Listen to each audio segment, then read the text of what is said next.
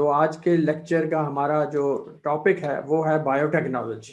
तो आज हम आपको बायोटेक्नोलॉजी से रूशनास कराएंगे, बायोटेक्नोलॉजी से आपको वाकिफ कराएंगे कि बायोटेक्नोलॉजी होती क्या है। बायोटेक्नोलॉजी को समझने के लिए हम थोड़ा सा पहले बात करेंगे बड़ी दिलचस्प चीज़ों की, आजकल के ख़ास तौर पे हालात के मुताबिक। तो ये देखिए, ये क्या है? ये कोविड-19 का आपका एक वायरस है। अब दिलचस्प बात यह है कि ज़्यादातर वायरस जो होते हैं वो सिर्फ आरएनए इनमें होता है, डीएनए नहीं होता। और सब जो ख़तरनाक वायरस हैं अक्सर उनमें सिर्फ आरएनए ही होता है, और इसमें भी यानी कि उसका जेनेटिक मटेरियल जो है वो आरएनए होता है, राइबोन्यूक्लिक एसिड। तो कोविड-19 में भी ऐसा ही है, आरएनए है। और दूसरी बात जो नोट करने वाली है वो ये है कि आरएनए डीएनए से मुख्तलिफ किस तरह है। मुख्तलिफ इस तरह है कि हमेशा आरएनए जो है वो सिंगल स्ट्रैंड में एग्जिस्ट करेगा, वो कभी भी डबल हेलिक्स नहीं बनाएगा। चंद खास मखसूस हालात होते हैं या साइंसदान खुद उसको क्रिएट कर सकते हैं, लेकिन जनरली आमतौर पे आरएनए डबल हेलिक्स नहीं बनाता, जबकि डीएनए डबल हेलिक्स के बगैर रह नहीं सकता। दूसरी चीज़ ये है कि आरएनए में भी 4 ही न्यूक्लियर बेस पेयर बेसिस हैं, लेकिन सिर्फ फ़र्क ये है कि थायमीन की जगह यूरेसिल आ जाता है। तो ये मामूली सा फ़र्क है, और ये मामूली फ़र्क है, लेकिन सिंगल चेन वाला बहुत ज़्यादा फ़र्क है। तो फिर अब आपको हम थोड़ा समझाना चाह रहे हैं कि इसी डबल हेलिक्स को और सिंगल चेन को एक्सप्लॉइट करके किस तरीके से टेस्टिंग की जाती है कोविड-19 की। जब कोई किसी को कोई सिम्टम्स अलामात नज़र आने तो कहा जाता है कि जाके जी अपना कोविड-19 का टेस्ट कराएं। तो टेस्ट कैसे किया जाता है, तो कोरोना वायरस की शिनाख्त कैसे की जाती है। तो आपको मेरा ख्याल मालूम होगा कि एक रुई तीला जिसके आगे सुई जिसके आगे तीला लगा रुई लगी होती है, उसको मरीज के नाक के अंदर या गले के पिछले हिस्से से जाके उसको रब किया जाता है, और वहाँ से नाक की जो रतूबत है या गले की जो रतूबत है उसका सैंपल लिया जाता है। इस सैंपल में अगर और चीज़ों के अलावा कोरोना वायरस मौजूद है तो वो भी सैंपल में आ जाएगा, और फिर लेबॉर्ट्री में जाके उसका वायरस का आरएनए निकाल कर अलग कर लिया जाता है।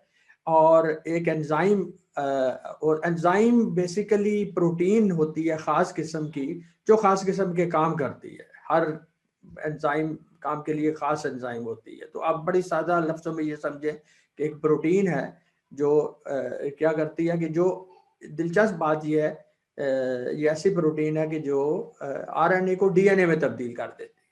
ठीक है, और एक दफ़े ये डीएनए में तब्दील हो गया तो अब हमारे पास तरीके ऐसे हैं कि हम उसकी डीएनए की डबल हेलिक्स को खोल के 1 से 2, 2 से 4, 4 से बेशुमार हजारों लाखों मिलियंस डीएनए के मॉलिक्यूल उस तरह के बना सकते हैं। तो डीएनए की लाखों कापियां बना ली जाती हैं, और जब ये डीएनए हम बना रहे होते हैं तो इसके साथ हम कुछ ऐसे कंपाउंड्स जोड़ देते हैं साइंसदान लेबोरेटरी में, जो रोशनी पड़ने पर चमकने लगते हैं। तो बहुत सारे, जब एक अगर डीएनए होगा तो वो तो हमें रोशनी उसकी नज़र नहीं है, चमकता नज़र नहीं आएगा, लेकिन अगर मिलियंस और बिलियंस के हिसाब से हमारे पास मौजूद होंगे तो उस पर जब लाइट जानेंगे तो उसकी चमक से हमें पता चल जाएगा कि ये है। तो इस तरीके से वायरस की मौजूदगी की तस्दीक हो जाती है। तो आपने देखा कि किस तरीके से वायरस का आरएनए लेके उसको डीएनए बनाया, और डीएनए की जो डबल हेलिक्स की खुसूसियत थी उसको लेके तो हम कोरोना वायरस की शिनाख्त हो जाती है। आपके लिए भी दिलचस्प बात होगी कि 99.9%, 99.9% डीएनए जो है वो तमाम कुर्रा अर्ज़ में जितने लोग मौजूद हैं उनका आपस में एक जैसा है, और सिर्फ 0.1% DNA जो है वो उसमें फर्क है। तो ये 1% आप कहेंगे जी ये फिर क्या बात हुई कि इतना ज्यादा जो है वो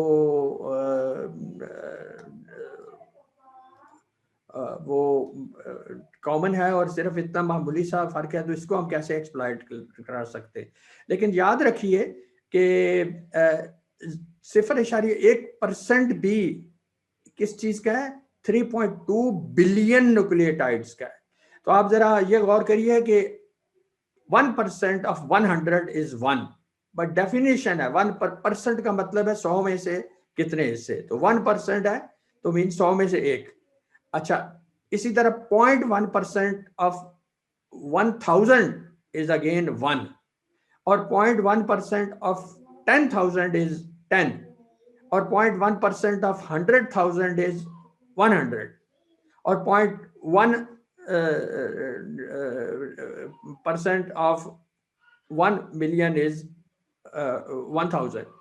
तो बेसिकली आपने करना किया है कि आपने अगर 0.1, ये 3 लिखा हुआ है हमने 3.2 बिलियन, ये 3,200,000,000 बनता है, ठीक है। तो हमने जब इसको 1.1% निकालना है तो इसको 0.001 से मल्टीप्लाई कर देना है, यानी कि जो भी हमारे पास फिगर होगा उसके आखिर में से हमने ये 3 सिफरे हटा देने हैं। इसीलिए आपने देखा था कि 0.1% ऑफ 1000 वाज 1, चूंकि ये 1000 के 3 सिफरे आखिर में से निकल गए थे। तो आप ये देखिए कि 0.1% of the human total nucleotides 3.2 billion, वो भी इतने ज्यादा हैं, 3.2 मिलियन हैं। तो इसलिए कोई परेशानी की बात नहीं, 0.1% भी जो अगर डीएनए लोगों का डिफरेंट होता है एक इंसान का दूसरे से, तो उसमें भी हमारे पास काफी ज्यादा न्यूक्लियोटाइड्स हैं जिनको चेक किया जा सकता है। तो ये हम करता क्या है ये चीज, इसका फायदा हमें क्या होता है, इसका फायदा हमें ये होता है कि ये हमें रिश्तेदारों को आइडेंटिफाई करने में मदद करता है, और दूसरे जो खराब किस्म के लोग हैं, क्रिमिनल्स हैं, कातल हैं या और लोग हैं, उनको ढूंढने में मदद देता है। तो ठीक है, उस 0.1% में से आप ये देखिए कि शेयर्ड डीएनए, आप फुल सिबलिंग्स, बहन भाई जो हैं आपस में, उनका तकरीबन 50% जो है डीएनए वो मिलता जुलता होगा, ठीक है। और जो हाफ सिबलिंग्स हैं, यानी कि सौतेले बहन भाई हैं, या इसी तरह आपके जो और रिश्तेदार हैं या ग्रैंड पेरेंट्स हैं, ग्रैंड चाइल्ड है, उनसे आपका 25% डीएनए मिलता होगा। फर्स्ट कजन्स जिसको कहते हैं, खाला का बेटा, चाचा का बेटा, जिनमें खास तौर पे 2 ग्रैंड पेरेंट्स शेयर हो रहे हों, वो इतने हैं, और एक ग्रैंड पेरेंट हो तो वो इतने हैं।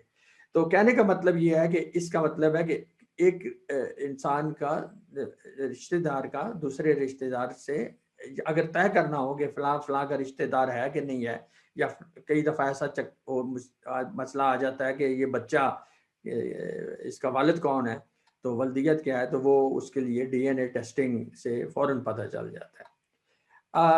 ये तस्वीर क्या है? ओके, ये तस्वीर बेसिकली जो कराची में पिछले दिनों पीआईए का जहाज जो क्रैश हुआ था उसकी तस्वीर है। और अब आप ये देखिए कि ये अखबार का एक तराशा है, तो इसमें ये लिखा हुआ है कि Pakistan plane crash leaves grim task identifying victims from DNA.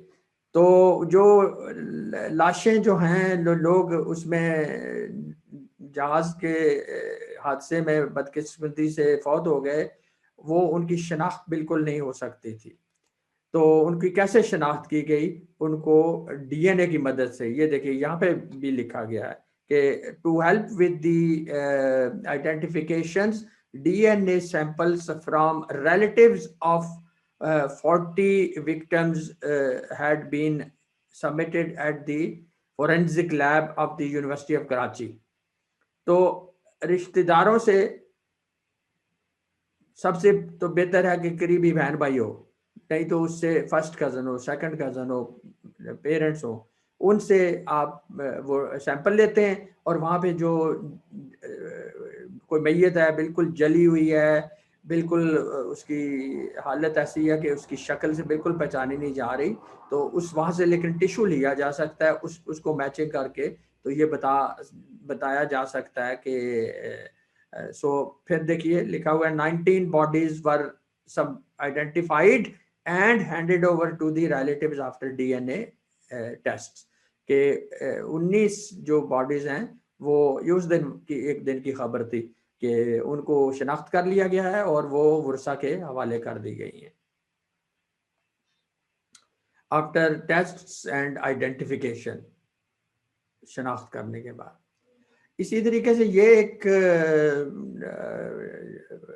साहब थे जिनका नाम था डैनियल पर्ल, अमेरिकन जर्नलिस्ट था, एक अमेरिकन बहुत मशहूर अखबार है द वॉल स्ट्रीट जर्नल, और इसको बदकिस्मती से अगवा कर लिया गया था 2002 में और फिर टेररिस्ट ने इसकी गर्दन उड़ा दी थी और फिर इसको कहीं जिस्म बॉडी को कहीं फेंक दिया था, दफना दिया था। तो काफ़ी दिनों अरसे बाद जब इसका शक पड़ा कि ये इस डैनियल पर्ल की बॉडी है, डैनियल पर्ल की मैयत है, तो उसको मुश्किल हो रहा था कि शनाख्त कैसे की जाए। तो ये फिर हुआ कि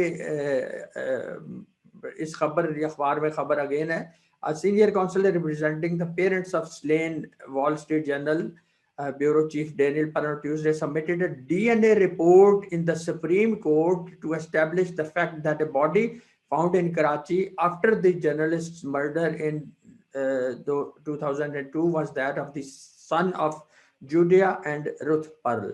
तो जाहिर है इन्होंने इसकी वालदा जूडिया और वालिद जूडिया और वालदा रुथ से सैंपल लिए होंगे और फिर उस बॉडी से मैच किए होंगे और इससे पक्की शनाख्त हो गई कि ये वाकई उस बंदे की बॉडी थी। तो डीएनए की मैचिंग से क्या क्या हम कर सकते हैं? तो एक तो ये बात है कि आपने अभी हाल ही में कुछ वाकयात हुए हैं पाकिस्तान में मोटरवे पे या और कहीं भी, तो मैं डिटेल में नहीं जाना चाह रहा, लेकिन आपको मेरे ख्याल वाकफ ही होंगे। तो उन सबको किस तरह पकड़ा गया है कि उनको डीएनए का उनका खून वहाँ पे रह गया है या कोई और चीज़, तो उससे उनके मुंह से स्वाब लिया गया है और उसको डीएनए की मैचिंग की गई है, तो उनको पकड़ लिया गया।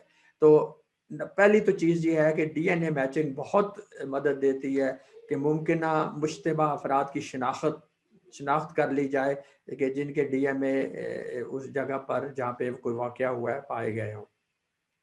दूसरी बात एक और इसका फ़ायदा ये भी है कि किसी पे अगर गलत इल्ज़ाम लगा दिया जाता है तो वो भी अपना डीएनए चेक करा के तो कह सकता है कि देखें जी मेरा तो डीएनए मैच नहीं कर रहा, तो ये मुझ पर गलत इल्ज़ाम लगाया गया। और अभी तबाहकुन हादसात में मुतासरीन की शनाख्त, ये तो हमने अभी देख लिया। आखिर में आपको याद होगा कि हमने गुर्दों की पैवंदकारी में कहा था जी कि सबसे पहले काम ये किया जाता है कि डोनर और मरीज की आपस में टिश्यू मैचिंग की जाती है। तो ये टिश्यू मैचिंग का जो अमल है ये असल में डीएनए मैचिंग ही होती है। ओके, तो अब हमने ये देख लिया कि डीएनए से हम कितनी दिलचस्प चीज़ें कर सकते हैं और अब हम आगे चलेंगे और बायोटेक्नोलॉजी की तरफ जाएंगे और उसके लिए बायोटेक्नोलॉजी में जो सबसे दिलचस्प और अच्छी मिसाल है वो ये है कि बायोटेक्नोलॉजी को इस्तेमाल करके इंसुलिन कैसे बनाई जाती है। तो इसके लिए पहले हमें देखना पड़ेगा कि इंसुलिन होती क्या है। तो इंसुलिन का जब भी नाम आएगा आपके जहन में फौरन डायबिटीज आएगी। तो डायबिटीज और इंसुलिन जी आपस में, तो अभी हम देखते हैं कि इंसुलिन होती क्या है। तो ये हमारे जिस्म में मैदे के पीछे सामने से अगर आप देखेंगे तो इंसान के बाईं साइड पे मैदे से थोड़ा सा पीछे तकरीबन 15 सेंटीमीटर लंबा एक ऑर्गन होता है। एक साइड से मोटा और आगे से पतला होता जाता है, इसको कहते हैं तो लबलबा इसको कहते हैं। तो ये जो है क्या करता है, ये इसमें कुछ बीटा सेल्स होते हैं जो कि एक प्रोटीन बनाते हैं जिसको हार्मोन्स, जैसे हमने कहा ना प्रोटीन्स एंजाइम्स होती हैं, कुछ प्रोटीन्स हार्मोन होते हैं, ये भी खास कर। तो इंसुलिन एक हार्मोन है। तो ये लबलबा जो हमारा है ये इंसुलिन बनाता है। अब इंसुलिन करती क्या है? इंसुलिन करती है, इस तरह काम करती है कि हम जो खाना हम खाते हैं वो जैसे ही हम खाना खाते हैं ये, तो वो अंदर जाके ग्लूकोज बन जाता है और हमारे खून में दाखिल हो जाता है। और इंसुलिन ये करती है कि वो अब हमारे खून में तो शामिल हो गया ग्लूकोज, लेकिन ग्लूकोज ने सेल के अंदर जाना है। तो इंसुलिन ये करती है कि इंसुलिन बिल्कुल एक चाबी की तरह काम करती है कि इंसुलिन सेल के ऊपर जुड़ती है और जो रास्ते हैं ग्लूकोज के अंदर जाने के उनको खोल देती है। समझ आ गई? तो अगर इंसुलिन मौजूद है तो वो रास्तों को खोलेगी और ग्लूकोज अंदर चला जाएगा। तो ग्लूकोज खून को छोड़कर या खून में से सेल्स के अंदर दाखिल हो जाता है और खून की जो ग्लूकोज लेवल है सतह वो फिर मामूल पर आ जाती है। और सेल्स के अंदर जब ग्लूकोज जाता है तो वो उसको सेल्स जो है उसको इस्तेमाल करके तवानाई में बदल जाते हैं। ये जो अमल है कि इंसुलिन एक चाबी का काम करती है, इसको एक और तरीके से भी देखा जा सकता है। और वो ये देखिए कि ये यहाँ पे आके इंसुलिन ने लगना है, ये इंसुलिन है, यहाँ पे आके उसने फिट होना है। जैसे ही यहाँ पे वो फिट होगी, ये जो ग्लूकोज के अंदर जाने की दरवाजा है, ये खिड़की है या सुराख है, ये खुल जाएगा। तो ये देखिए ये यहाँ पे इंसुलिन आके तो ये इस यहाँ पे फिट हुई और इसने ये खोल दिया और ये ग्लूकोज के मॉलिक्यूल्स जो हैं अंदर जाना शुरू हो गए। ये तो अब हम देखते हैं कि डायबिटीज क्या है, ज़ियाबीतस क्या है। तो ज़ियाबीतस ये होती है कि हमारे कुछ किसी वजह से हमारे सेल्स जो हैं वो इंसुलिन के खिलाफ मज़ामत करने लग जाएं। ठीक है, यानी कि वो ताले जो हैं हमारे वो उस चाबी से खुलने, ताले में कोई ख़राबी हो जाए। जैसे हमारे घरों में कई दफ़ा कोई ताला ख़राब हो जाता है तो वो चाबी नहीं लगती, फिर हमें जाके तो उसको किसी को बुलवा के ठीक करवाना पड़ता है। तो किसी वजह से हमारे जिस्म के सेल्स के ऊपर वो जो ताले हैं जिस इंसुलिन ने जिसको खोलना है वो ख़राब हो जाए, तो उस सूरत में क्या होगा कि हमारी जो है वो ग्लूकोज सेल के अंदर नहीं जा सकेगा बल्कि खून में रह के बढ़ना शुरू हो जाएगा। दूसरी सूरत यह है कि आप हमारा जो लबलबा है वो इंसुलिन बना ही नहीं रहा इतनी, यानी कि पहले सूरत में चाबियां काम नहीं कर रही थी और अब जो है कि चाबियां कम पड़ गई हैं, यानी कि आपके सेल के ऊपर जो जहां जहां उन्होंने फिट होना है वो उस इतनी मिकदार में मौजूद नहीं है। तो दोनों सूरतों में क्या होता है कि आपके हमारे खून में ग्लूकोज का इजाफा होना शुरू हो जाता है। ये देखिए इस तरीके से बहुत ज़्यादा ये रेड रेंज में चला गया, हमारा हमारा मीटर दिखा रहा है कि हमारे ग्लूकोज लेवल बहुत ज़्यादा हो गया। और ये ऐसी हालत अगर ज़्यादा देर से ज़्यादा कई महीने कई साल कायम रहे तो ये जिस्म के मुख्तलिफ हिस्सों को नुकसान पहुँचाता है। यहाँ पे दिखाया हुआ है कि इससे किस तरह गुर्दे तबाह हो गए हैं। इसलिए फिर लोगों को इंसुलिन के इंजेक्शन लगाने पड़ते हैं। तो अब हम आते हैं कि इंसुलिन को बनाया कैसे जाता है। अब इसका मतलब हमें ये पता लग गया कि हमें क्योंकि दुनिया भर में डायबिटीज़ के बहुत से मरीज़ हैं, तो इसलिए बहुत सी मिकदार में इंसुलिन की ज़रूरत है। तो इंसुलिन को बनाया कैसे जाता है और बड़ी बड़ी मिकदार में बनाना है, तो हमें थोड़ा-सा अपने असल मौजू से हटना पड़ेगा और हमें देखना पड़ेगा कि बैक्टीरिया क्या होता है। तो बैक्टीरिया एक बहुत ही छोटा जानदार शय ऑर्गेनिज्म है, जो सिर्फ माइक्रोस्कोप से देखा जा सकता है। इसमें न्यूक्लियस कोई नहीं होता, ये सिंगल सेल, इसमें एक सेल वाला ये जानदार है, यानी एक सेल है और वो जानदार है, यानी उसमें सारी जानदार वाली खुसूसियत पाई जाती है। तो ये एक सेल है, लेकिन इस सेल में न्यूक्लियस नहीं होता, लेकिन क्रोमोसोम्स होते हैं। ठीक है, ये देखिए यहाँ पे क्रोमोसोम मौजूद है, और ये बाकी ज़रा सेल की एज यूजुअल साइटोप्लाज्म होगा। दिलचस्प बात जो है कि इसमें क्रोमोसोम के अलावा कुछ और चीज़ों के अलावा भी कुछ गोल दायरे में इस तरह चक्कर में गोल बिल्कुल रिंग्स बनी हुई कुछ चीज़ें होती हैं जो सिर्फ डीएनए से बनी होती हैं, यानी कि आपका डबल हेलिक्स जो है उसने एक गोलदारा बना लिया, और इनको प्लाज्मिड्स कहते हैं,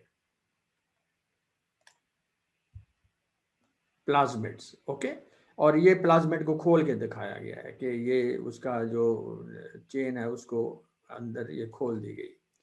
तो अब हम देखते हैं कि ये प्लाज्मिड जो हैं ये क्या चीज़ है और ये करते क्या हैं।